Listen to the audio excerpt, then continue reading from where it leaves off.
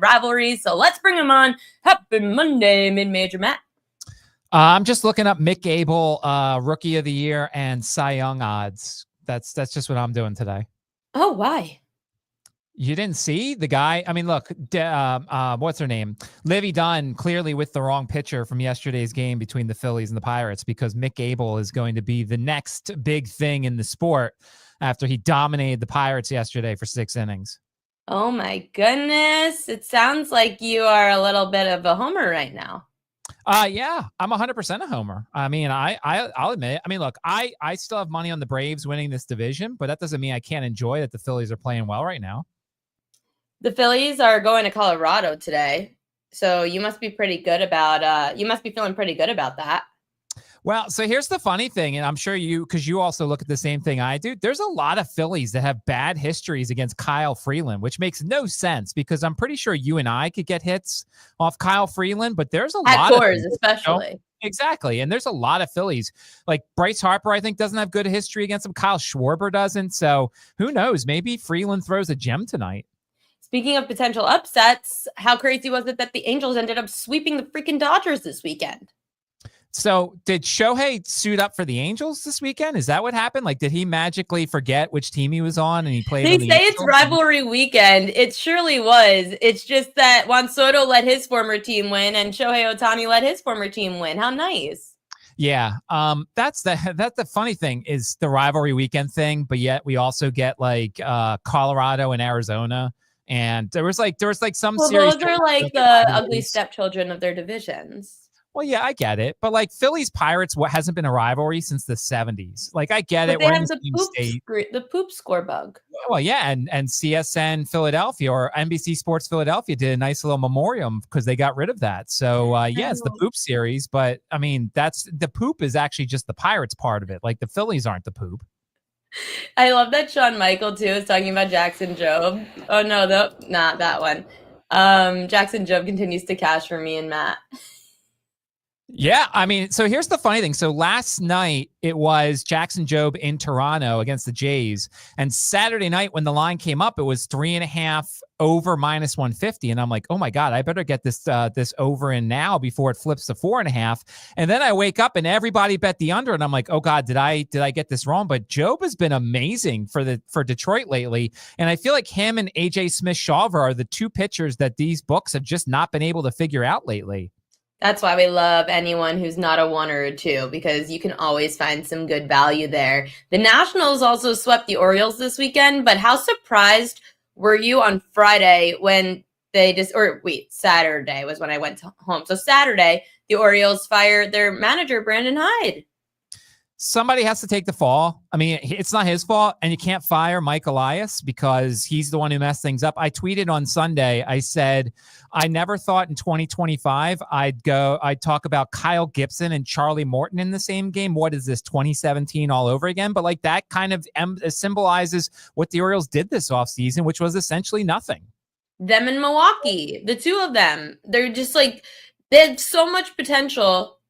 They blew it. The Orioles absolutely blew it. I thought for sure that this team had all the potential in the world to make another even World Series push with the experience that they now have. Chip on their shoulder, make it to the playoffs, keep getting banged out. This year, they literally just needed Corbin Burnes to come back and a solid number 2. And their pitching staff is all completely hurt. Grayson Rodriguez hurt. Everyone else is old. They thought they could groom Charlie Morton. They couldn't. It's a disaster. Mike Elias has 100% of the responsibility for this problem.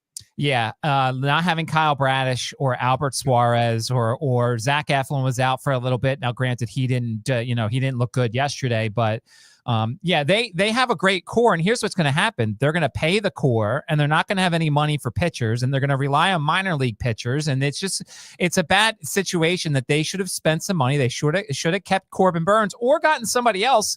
You could have gotten somebody in between Corbin Burnes and Charlie Morton. Like, there's plenty of pitchers in between those two. They should all look at the Phillies, who, when Aaron Nola is healthy, I mean, a great 1-2 punch with Wheeler and Nola, except one headline I didn't get to yet. One of your relievers, PEDs. What the hell? Yeah, selfish. He says it was a weight loss drug, but like I feel like Major League Baseball has to have a hotline for everybody to call that if they're about to take a drug, you can find out if it's legal or not. And I feel like agree. it's laziness if you don't call that number, and he didn't hope he'd get caught. And him and Jerks and Profar and some of the other guys who get suspended, like, you could have very easily prevented this thing. By the way, let's get Nola's not anything. Like, Nola's the number 5 on this rotation. So, like, let's be honest. It's Wheeler, Sanchez, and Luzardo. And hell, even Taijuan Walker's pitched better than Aaron Nola. Aaron Nola's a 5 or a 6 in this rotation right now. Fine right now for this year's numbers, but come on. He's still been the number 2 for this Phillies rotation. He is a fake ace, and people who follow me on Twitter know I've been calling him. He's not an ace. Zach Wheeler's your ace. No, but he's getting paid like an ace, and at times they depend on him like an ace. He is a fake ace who has not come up large for the Phillies in years. Sean Michael wants to know if you think the Phillies are going to finally trade Bohm for arms.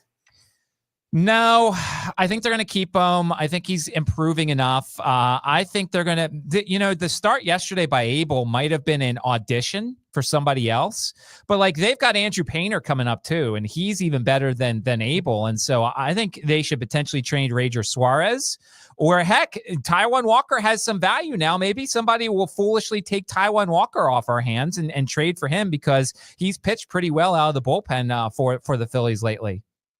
Okay, let's make some people who are not major league pitchers some money. You've got a couple of plays tonight. Both of us didn't really love that much on this MLB card. So why are you going with the outs prop? Yeah, so it was between the outs and the strikeouts, and we hate the Astros because the Astros never do anything that we want them to. They've been a frustrating team in the past. But if you look at the Astros lately in terms of how long these starting pitchers are going, if you look at the last series alone, Jack Leiter, who's not great, 7 innings. Tyler Mahle went 6. Eovaldi went 5 2/3. deGrom went 8. Before that, Michael Lorenzen went 7 1/3. Michael Wacha went 6 1/3. Nick Martinez went 6 innings. So if you notice, that is a lot of right-handed starting pitchers who have gone 6 innings plus against Houston lately. Pepiot is usually good for 6 innings. Now, occasionally the Rays take out their pitchers randomly because they're trying to preserve their arms. But Pepiot is usually good for 6 innings. So I took a chance on the outs over instead of the strikeouts under for the Rays pitcher. You said to me before, why don't you like Pepiot under his case today? You thought it was a play I would like. I don't like when a team's averaging like 4.5 to 4.8 strikeouts a game. I just feel like that's limbo when you look at the strikeout prop spreadsheet. Well, yeah, but they also is a 5.5 number. Now, Pepiot's nasty and has gone over the 5.5 number several times this year. But the Astros lately have not been striking out as much. It's funny because they're going more to the over than the under. But as you said, they're only averaging 4.6 strikeouts per game against right-handed starting pitchers. So they've had a lot of low numbers clearly, or they've gone over their other numbers by just a little bit. I just don't trust the Astros. They've been an under team for the last 2-3 years that we've been doing the spreadsheet. Majority of pitchers are going over, as you mentioned. I know that a 5.5 seems low based on how the Astros have been going recently. We haven't seen anyone. We've seen deGrom had 7, and then Chad Patrick had 6. That was all in the last 10 games. So I don't know. I think your play on the over outs makes a lot more sense than going with the iffy strikeout number on Houston. I mean, yeah. And the funny thing, we can't really compare deGrom because deGrom's back. deGrom is nasty again. So the 7 Ks, he's back to what he used to be. Except I lost his under strikeout prop by 1. Oh, vomit. I mean, I didn't understand that when you told me, but I said, she's What do you mean he only had 7? It was a 6.5. He had 7. He should have had 6. I get it, but deGrom is back to being nasty. And so we can't fade deGrom anymore. He's always capable of that. He's always capable of the 7, 8, 9, 10 strikeouts now. And so I wouldn't take the under on him ever. I just, he's back to being nasty. Okay. deGrom unders off the list. I was a little shocked by you with Luis Castillo. We have agreed that we don't fade Castillo at home. He's on the road though. Why do you like his under 5.5 Ks?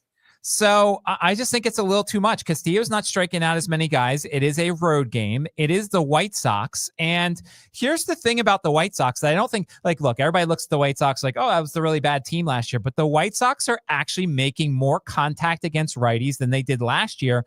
They are 21 unders, 12 overs with a 4.69 strikeout average. I hit yesterday easily on the Ray under. That was 5.5, and he had 3. But if you look, 3, 2, 3, 8, 2, 5. They're going under a lot, and Castillo's not going deep on the road in games, and it's going to be nasty weather-wise, and I don't think he's going to do great in that kind of weather. I just kind of like the under 5.5 here. The White Sox are better than people think, at least at contact versus righties. Lefties are still bad, but righties, I think there's some value here. 12 and 21 over under. That's crazy. 21 unders, 12 overs against the White Sox.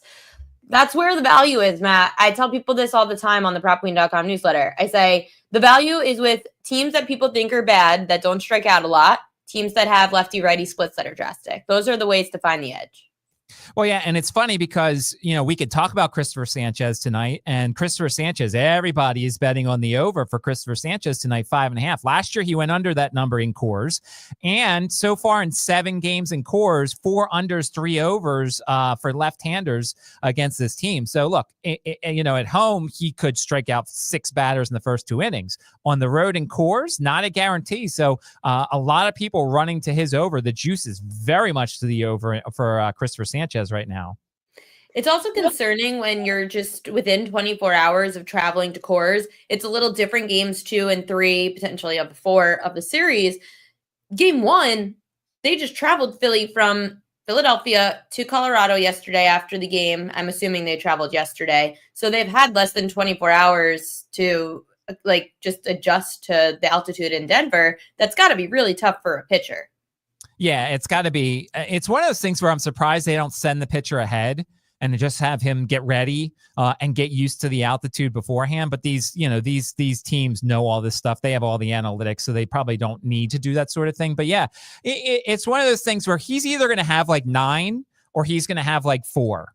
So it's, I see it's also the second time facing the Rockies. He faced the Rockies in his season debut this year, and you always give the advantage to the hitters the second time around. It's just this time it's the Rockies. Well, yeah, and the only other thing is that was March 31st, so it's a long time. It's not like, I really wanted to play Pfaadt's over 4.5 tonight, but it wasn't the last start. It was the start before that he faced the Dodgers once again. And that's always concerning for me, even with an LA team that's striking out a ton continuously. It feels like the Dodgers are going through one of these stretches where contact is just not as much of a thing for them right now. I just can't believe that the Dodgers got swept. So anything that favors Arizona this week is scaring me. The Dodgers, that's an embarrassment to be swept by the Angels in your home state. I mean, I guess, there's going to be bad stretches. There's going to be bad series for all these teams. I mean, I'm sure the 1927 Yankees probably had a bad series or two. And that, what year is that? The 93 Seattle Mariners or whatever team that won 120 games. I'm sure they had a bad stretch to their season too. You can't take all 162 games seriously. So I guess the Dodgers just didn't do it as much against the Angels. Excuse me, sir. I'm taking this past weekend in New York very seriously. I know. It's life and death for all the New Yorkers. I get it. You have to stay at the top of the pedestal. Congratulations. I get it. New York has 3 teams in the city in every sport, and you have to be better than the rest of them.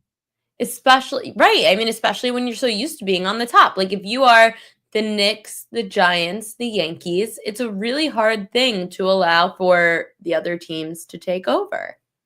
Do we believe now, because the Yankees are trending heavily to the under, do we believe in them now as a contact team, or is it just they're really hot and pitchers aren't staying around as long? I never bet Yankees. I never do anything with strikeout props against them, except I think last year we had a pretty good trend of lefties against the Yankees, right? They were striking out a lot more against lefties. Yes, 4.97 versus 4.68 last year. And this year, is it the same? Let me look. 5.1. Yeah, they're striking out more against lefties, but the books kind of caught on. I mean, I'm just saying they're on a very nice long under stretch for almost over a month now. So it's one of those things where do we take it seriously, or is it just they're beating up these teams so badly that these starting pitchers aren't lasting very long? Well, I think there's also something to the Yankees being the Yankees. The same thing with the Dodgers. It's very sharp markets on them all the time. Nothing has changed like significantly about the Yankees from last year, whereas the Dodgers, they're striking out more than they did. So the books are, of course, now adjusting to the fact that last year they didn't strike out that much. That's where you're getting those edges. The Yankees, I don't feel like it's been any big difference. I would love to be in the room with the odds makers for these things to like find out. They're like, all right, they've got the same list of pitchers that we have. Like when they say, all right, well, what is Clayton Kershaw going to do tonight? What do they consider? I'd love to be in the room with like the DraftKings people who make the strikeout props so I can kind of think along the same lines as they do, because a lot of times they have great numbers and they hit this thing within a half, but there were a lot of great numbers today. I was really pissed when I was looking at the list. That rhymes. I was really upset though, because a lot of these numbers were extremely spot on. I'm trying to think of some that I was looking at. We were talking about Logan Allen before too. I was going to bring him up, but it looks like now the weather is still super iffy out there in Minnesota, but Logan Allen over 3.5 Ks. Logan Allen is almost in the same conversation as Nick Lodolo. These are two lefties that we keep getting numbers on that seem we've got to bet it. We have to take the over. Logan Allen's at 3.5 today. Again, all weather aside, you've lost some. I've lost some on Logan Allen this year. It's a pain. Yeah, and Logan Allen's actually better on the road. If you look, he had 3 in Nats. That's the one I lost on because I had the Nats over the K-Prop over. He had 4 in Toronto, 5 in Pittsburgh, 6 in Baltimore. So like he's slightly better on the road, and 3.5 is such an easy number. It looks like it's just like against Minnesota. Right, especially against Minnesota, who actually skews more against the lefties. 6.3 strikeouts per game in 6 games against lefties this season. But it's just when you have a pitcher that you can't seem to figure out, you stay as far away from them as you possibly can. 5 of the 6 southpaws to face the Twins have gone over 3.5 strikeouts this year. Logan Allen's not that bad of a pitcher. He's gone over it in 4 of 6 against teams with high K rates against lefties. The only issue in this game for me is the weather. Right, which it could be postponed, and then you get a double header, and you're like, well, we don't really play double headers. We run away from double headers. Makes me I never understand the person who gives out the second game props before the first game even happens. Like, how are you even doing that? Because the first game never even happened. And a lot of the times I never even see those numbers posted. So I don't know where people find this stuff. But FanDuel puts out game 2. DraftKings waits until after game 1 to put out game 2. Sonny Gray's also pitching tonight. He's got Detroit. Detroit's been skewing more to unders, 20 unders, 13 overs against the Tigers. Sonny Gray is a pitcher, too, that's been a little difficult to figure out, Matt. Yeah, and once again, weather. Our guy Kevin put this morning. He put in a thing that basically said this game won't finish, whether it's the 5th inning or the 7th inning. Now he's kind of softening a little bit and said that we might be able to get the game in tonight. So I mean, that's one of those things where I considered Sonny Gray. I considered Sonny Gray's under 2.5 earned runs because if the game gets called early, maybe he gives up 1 or 2 runs. But he's had these really random, awful starts so far this season at times, and so like I can't trust the guy. He's got great stuff, but like, how do you give up, 6 runs at home to the Mets, 3 runs at home to the Brewers? Like, it's just Sonny Gray's a really good pitcher, but he has these random awful. He had 5 earned runs at home to the Angels back in April. Like, these are just bad outings at home. I love how we already have a list of pitchers that we just can't trust. We have massive trust issues. Nick Lodolo, Logan Allen, Sonny Gray. Who else is on our do not touch list? Max Fried. Oh, yeah, Max Fried. Dead to me. He's always a 5.5. Logan Webb, dead. Yeah, I added him recently. deGrom under's dead. Yeah, Logan Webb likes to go 7 innings and then go like 5 strikeouts. And you sit there and you're like, I got 21 potential outs here. All I need is, 6 strikeouts, and somehow he ends up with 5. So, Logan Webb is on my list now too. Mid-Major Matt, check him out over on X at Mid-Major Matt. Check him out every time on Mondays and Fridays, 5:10 p.m. Eastern here on the Prop Queen Pod. We love you. Thank you. Good luck to your bets tonight, Matt. All right. Talk to you tomorrow. Make sure I